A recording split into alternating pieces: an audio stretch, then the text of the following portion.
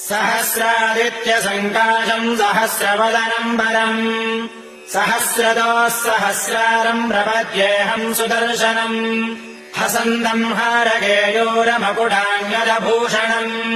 भूषणैर्भूषितधनम् प्रपद्येऽहम् सुदर्शनम्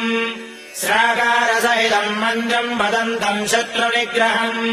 सर्वदोषप्रशमनम् प्रपद्येऽहम् सुदर्शनम् रणत्किञ्चिडिजालेन राक्षसानाम् भयावहम् दीप्तकेशम् विरूपाक्षम् प्रपद्येऽहम् सुदर्शनम् हुङ्कारभैरवम् भीमम् प्रपन्नार्तिहरम् प्रियम् सर्वदुष्टप्रशमनम् प्रपद्येऽहम् सुदर्शनम् फट्कारान्दवनिर्देश्यम् दिव्यमन्त्रेण संयुतम् शुभम् प्रसन्नवदनम् प्रपद्येऽहम् सुदर्शनम् एतैः षड्भिः स्तुतो देवो भगवान् श्रीसुदर्शनः।